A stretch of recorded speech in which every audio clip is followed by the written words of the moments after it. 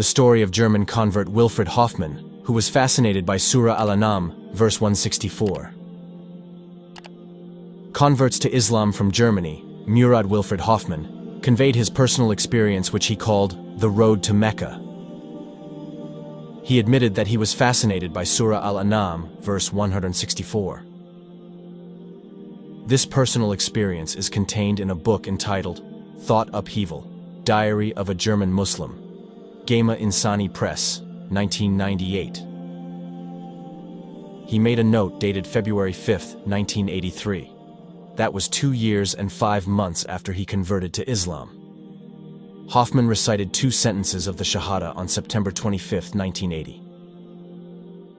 Here's the narrative. When I read the Quran for the first time, I was immediately fascinated.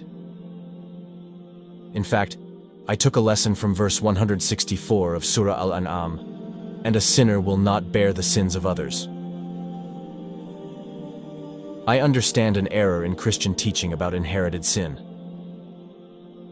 The correct concept is that men and women stand before the Creator directly without intermediaries.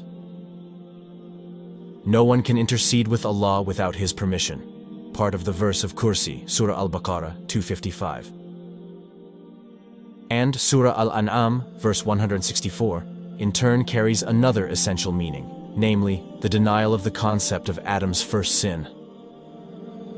If one does not start with the hypothesis that we are in dire need of purification, then one will not look for a purifier, and it is unlikely that one will find it. Therefore, this explanation of the Quran plays a big role in dragging Christians towards error. After I understand this, I now believe that Islam is not a step backwards, but a step that takes humans forward, and towards a more advanced level than what was achieved after the Messiah. If we may use the terms Hegel and Marx, then we can say that Islam has stopped Christianity on its own feet, after previously Christianity stood on its own head. While the agnostics assume that it is impossible for us to know something that is not captured by the 5 senses with certainty, they argue for the affirmation of the possibility of the absence of an actual existence behind the senses. This is not an attitude that requires intelligence, but rather a reason or justification, and is characterized by partiality. Perhaps it is closer to honesty based on the human ability to investigate. A recognition that we are not even capable of providing the possibility of something supernatural. When I hold this opinion for some time, I can suppose that one day the limits of what we can know will not be the limits of nature. This was my decision, accompanied by faith. And realizing our limitations in knowing anything with certainty, I therefore choose a humble soul attitude rather than the arrogant and stupid attitude adopted by agnosticists, who prioritize courage and self-satisfaction, and people who usually live in self-alienation, stiff and petty. With full awareness, I surrendered myself and my thoughts to a greater nature, of which I felt that I was nothing but a small part. I submit myself to a being who is greater than the rulers of the world. Allah is greater than anything we can imagine.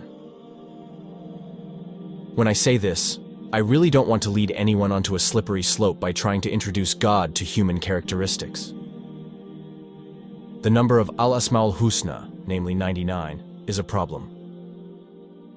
Meanwhile, being mired in the delusion, assumption, that metaphorical names, majaz, formed in human language, can describe or summarize his character and substance is another matter.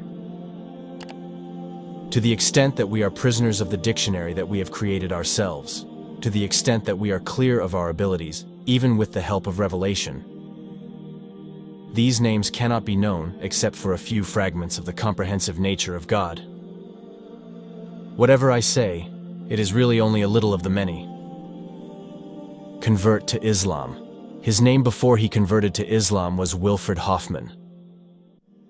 Once he embraced Islam, his name was added to Murad Wilfred Hoffman, or more popularly known as Murad Hoffman. He was born on July 6, 1931, to a Catholic family in Germany. His university education was completed at Union College, New York. He has a doctorate in German law, as well as a master's degree from Harvard University in American law. He worked at the German Foreign Ministry from 1961 to 1994. He was mainly responsible for nuclear defense issues. Murad was NATO Information Director in Brussels, German ambassador to Algeria, and finally German ambassador to Morocco until 1994. His experience as an ambassador and guest of several Islamic countries encouraged him to study Islam, especially the Quran. He diligently studied Islam and learned to practice its worship. After a long time, he felt the upheaval of thought within him, which brought him closer to faith. On September 25, 1980, at the Colonia Islamic Center, he said 2 sentences of the Shahada. When he was the German ambassador to Morocco in 1992, he published his book, which shocked German society, Der Islam als Alternative, Islam as an Alternative. In this book, he not only explains that Islam is the best alternative for Western civilization, which has become brittle and lost its justification, but he explicitly says that an Islamic alternative for Western society is a necessity.